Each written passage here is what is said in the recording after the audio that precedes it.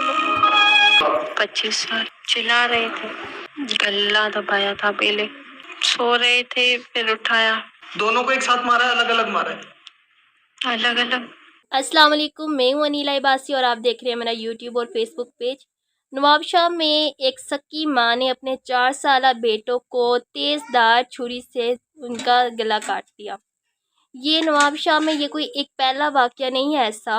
ये इस वाक़े से पहले कुछ दिन पहले एक और वाक़या हुआ था नवाबशाह में, जिस पर मैंने वीडियो नहीं बनाई थी। छोटे भाई ने अपनी बड़ी बहनों को गैरत के नाम पर, इज़्ज़त के नाम पर उन्हें किया था, उसने कत्ल किया था। और उस केस में तो उनकी माँ भी शामिल थी। और जब ये केस पुलिस में गया, इन्वेस्टिगेशन हुई इस केस की, तो फिर उसके बड़े भाई ने बोला कि वो तो साइको है, मतलब उसकी मेंटली हालत जो है वो ठीक नहीं है, इसलिए उसने अपनी बहनों का कत्ल किया।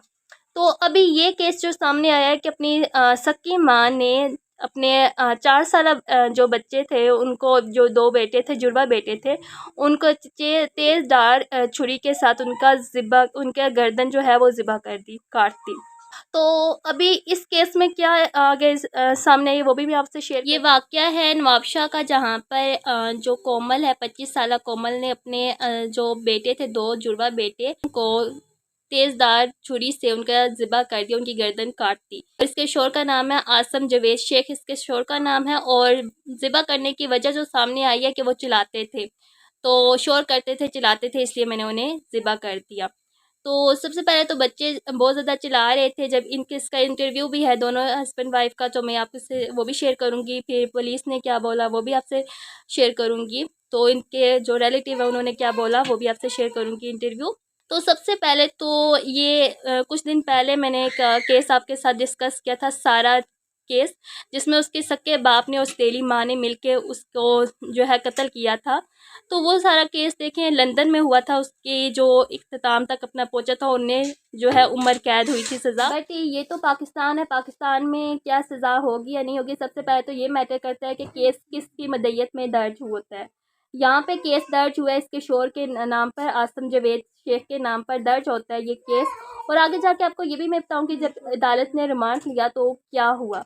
तो सबसे पहले तो इससे जब इंटरव्यू में पूछा गया तो कोमल से कि आपने क्यों अपने जो बच्चे हैं उन्हें इस तरह कत्ल किया, तो कहने लगी कि वो बच्चे जो हैं वो चिल्ला रहे थे, इसलिए जो है वो मैंने उन्हें कत्ल किया। सबसे पहले तो ये कि बच्चे चिल्ला रहे थे, तो उसके बाद वो रोते रोते ही सो गए थे। फिर इसने कोमल ने क्या किया, अपने बच्चों को सोया हुआ जगा के फिर उनके पहले उनका उसका बच्चों का जो है अलग-अलग कमरे में दोनों बच्चे थे। पहले उसका गला दबाया, गला दबा के उसके बाद छुरी ली, किचन वाली छुरी ली घर के अंदर से ही, और उनका गला काट दिया।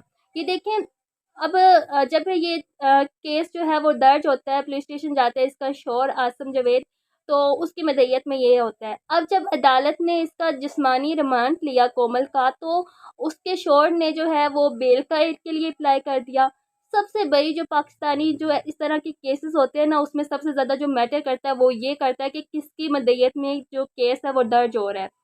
जैसे कि अब सारा का केस है, वो भी अभी तक लटका हुआ है। सबसे पहले तो इस तरह के केस जो होती है ना, वो गवर्नमेंट को चाहिए वो अपनी मदय्यत में करें, क्योंकि आगे जाके ये अपने जो होते हैं ना खून के रिश्ते, इनको बचा लिया जाता है। और सबसे बड़ी जो बात सामने आई है वो ये आई है कि उसके बाद इसके शोहर ने भी कहा है कि इसका मेंटली जो तवाज़ुन है वो ठीक नहीं है। 25 साल कोमल की उम्र है और इनकी शादी को 6 साल हो गए हैं। ज़हनी मरीज़ है, इस वजह से उसका ये ट्रीटमेंट चल रहा है, उसे मेडिसिन वगैरह अभी भी खा रही है। उसके शोहर के इंटरव्यू में उसने ये बात बोली है।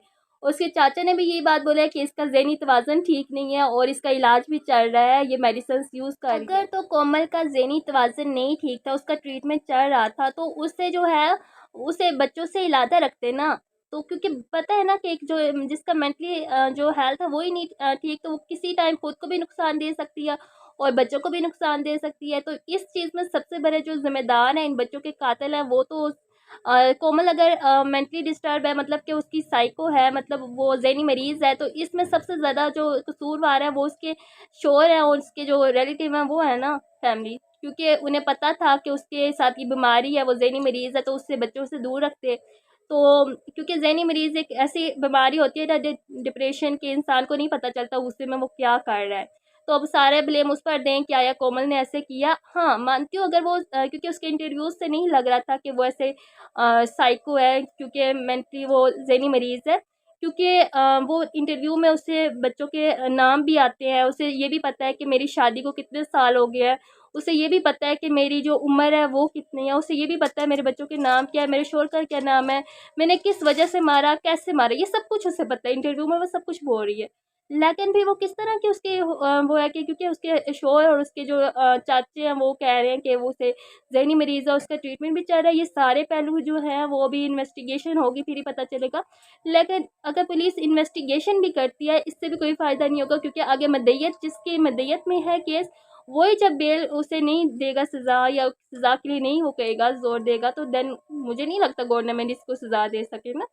तो फिर तो हर एक का कत्ल करके यही बात बोला जाएगा, ये क्या है, साइको है, इसके तो ज़हनी मरीज़ है, इस वजह से इसने ऐसा किया। जैसा कि नवाबशाह में पहले केस हुआ था कि भाई ने 2 बहनों को इज़्ज़त के नाम पर, गैरत के नाम पर कत्ल किया और बाद में उसे ज़हनी मरीज़ करार दे दिया था उसके बहन भाइयों ने। तो अभी आप सबका क्या कहना है कि आप सबकी क्या फ़ीडबैक है? क्या ये केस जो है गवर्नमेंट की अपनी मदईयत में होना चाहिए था दर्ज, या तो उसके शौहर की उसमें? जैसे कि शौहर ने जिस्मानी रिमांड लेने के बाद उसे कहा है कि नहीं, उसकी बेल के लिए अप्लाई कर दिया। क्या इसके पीछे कोई और रीज़न है? सबसे पहले तो मैं अपनी फ़ीडबैक देती हूँ कि एक तो 25 साल उसकी एज थी, 6 साल हो गए हैं ना? तो उसकी एक तो छोटी उम्र में शादी हुई थी, उसके बाद हमारे यहाँ ये होता है रिस्पॉन्सिबिलिटी बहुत ज़्यादा डाल दी जाती है। उसके बाद जो लड़कियों को जो होता है ना, वो डिप्रेशन बहुत ज़्यादा होता है, मेंटली डिस्टर्ब रहती हैं, जिसकी वजह से वो ज़हनी मरीज़ बनती जाती है। इसमें सबसे बड़ा किरदार होता है हमारे जो बच्चियों के ससुराल वाले होते हैं, शौहर होता है, उसका होता है। क्योंकि जब एक औरत जो होती है वो मेंटली जो होती है रिलैक्स रहती है, देन वो अपने बच्चों को भी टाइम दे सकती है और घर को भी टाइम दे सकती है। जब उस पर ज़हनी दबाव में वो होती है, ज़हनी उस पर डिप्रेशन होता है, देन वो फिर गुस्से में इंसान कर जाता है ना। तो लेकिन उन बच्चों का क्या कसूर था? अगर ये ज़हनी मरीज़ थी तो इसे नहीं पता था ना, लेकिन इसके शौहर को पता था, इसके जो करीबी रिश्तेदार हैं उनको पता था। वो बच्चों को इससे दूर करते या इससे बच्चों से दूर रखते। तो वो जो छोटे-छोटे बच्चे, आज उनसे पूछें जो बे-औलाद हैं, औलाद को तरस रहे हैं, और ये लोग इस तरह, जिन्हें अल्लाह पाक ने नेमतें दी हैं, वो इस तरह इनके ज़िबा करने हैं, इस तरह। मुझे नहीं पता ये आजकल हमारा किस तरफ जा रहे हैं हम लोग, मुझे नहीं पता। अभी तो क़यामत खुद बताएगी कि मैं क्यों ज़रूरी हूँ, और जब इंसाफ पर नहीं होगा। और नवाबशाह में तो ये एक केस नहीं है, बहुत से हज़ारों केस हैं इस तरह के, लेकिन वहाँ पे जो है ना, इस चीज़ को बचा लिया जाता है। तो आप सबका क्या कहना है इस केस के बारे में? तो क्या आप सबको लगता है कि ये जो है कोमल सच में जो है ज़हनी मरीज़ है, या कुछ और रीज़न है इसके पीछे? तो मिलते हैं एक नई वीडियो के साथ, तब तक के लिए अपना बहुत सा ख्याल रखिएगा। खुदा हाफिज़।